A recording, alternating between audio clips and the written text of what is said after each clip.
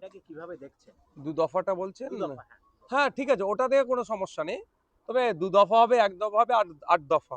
সেটার থেকে বড় কথা হচ্ছে মানুষ যেন শান্তিপূর্ণভাবে তার মতামত প্রকাশের জায়গাটা করে দেয় নির্বাচন কমিশন।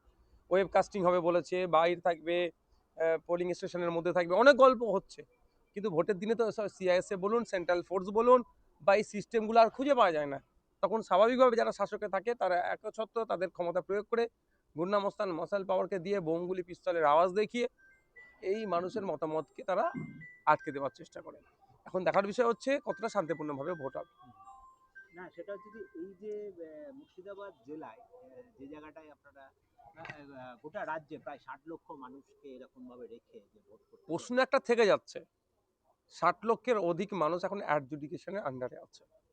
এত সংখ্যার মানুষকে গণতন্ত্রের উৎসবের থেকে বাইরে রেখে কিভাবে গণতন্ত্রের উৎসব যুক্তিযুক্ত হয়ে উঠছে বা এই ডেট ঘোষণা করে দেয় নোটিফিকেশনটা কতটা যুক্তিযুক্ত, এটা প্রশ্ন থেকে যাচ্ছে। আমি আমাদের পার্টি এবং আইনজীবীদের সাথে আমরা কথা বলছি, এটাকে যদি চ্যালেঞ্জের কোন কোন জায়গা আছে দেখছি, ওই জন্য আমরা চ্যালেঞ্জে যাব। আর একটা কথা আমি বলছি অন ক্যামেরা, যে এটা বাংলার মানুষের সাথে প্রহসন হচ্ছে, বাংলা যারা ভোটার তাদের সাথে অন্যায় হচ্ছে, ইনজাস্টিস হচ্ছে। প্রথম কথা হচ্ছে যদি এই অ্যাডজুডিকেশনে যারা আছে তারা যদি ক্যান্ডিডেট হতে চায় তাহলে কি করবে? নির্বাচন কমিশনে আমার মনে হয় এই ধরনের কোনো গাইডলাইন নেই, এক নম্বর। দ্বিতীয় কথা, যে প্রার্থীকে নির্বাচিত করার জন্য সরকারে আসবে সেই সরকারে আসার মধ্যে একটা ৬০ লক্ষটা কম নয়। এই অংশের মানুষ যদি বিরত থাকে তাহলে তো অসম্পূর্ণ থেকে যাচ্ছে।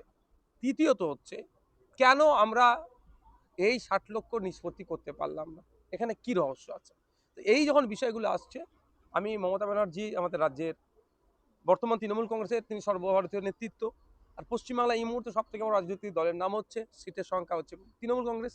তারা এই বিষয়টা নিয়ে সোচ্চার হোক, প্রয়োজনে ভোট বয়কট করুক। আমরা দেখতে চাই মমতা ব্যানার্জির দল সত্যিকারের অর্থে মানুষের ভোটকে সম্মান দেয় না, গদি পাবো, গদিতে টিকে থাকবো সেটা নিয়ে আমরা দেখতে চাই। আশা করছি যদি মানুষের ভোটকে মতামতকে সম্মান দেয় তাহলে ভোট বয়কট হোক। যতক্ষণ না পর্যন্ত এই সমস্যাগুলো নিষ্পত্তি হচ্ছে ততক্ষণ ভোটে অংশগ্রহণ করব না। নির্বাচন কমিশন তখনই বেগে বসবে যদি তৃণমূল, তখন ভাবতে শুরু করবে যখনই তৃণমূল কংগ্রেস এটা আওয়াজ তোলে। আর তৃণমূল কংগ্রেস এই আওয়াজটা যদি তোলে, তৃণমূল কংগ্রেসের সাথে কেউ থাকুক আর নাই থাকুক, এই ৬০ লক্ষ মানুষের স্বার্থে আমরা মমতা ব্যানার্জির ডাকে সাড়া দেবো, আমরা বয়কট করবো।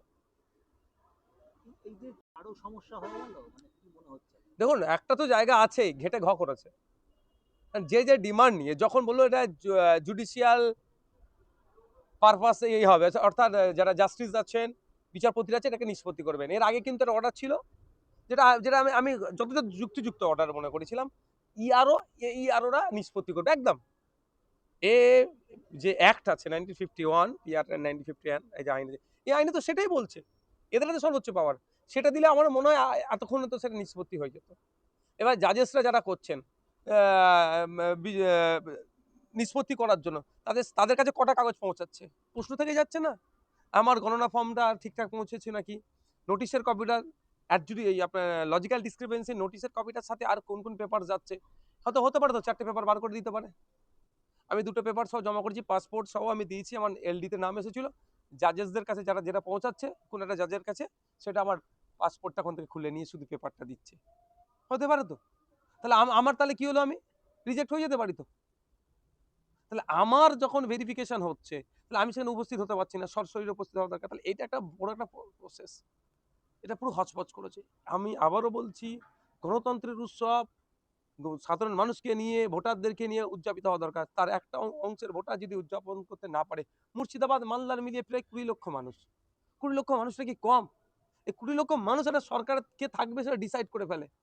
কারণ মালদা মুর্শিদাবাদ মিলিয়ে ৩৪টা সিট, ৩৪টা সিট কম ২৯৪ এর মধ্যে, তাহলে একটা বিশাল ইম্প্যাক্ট পড়বে, ইফেক্ট পড়বে।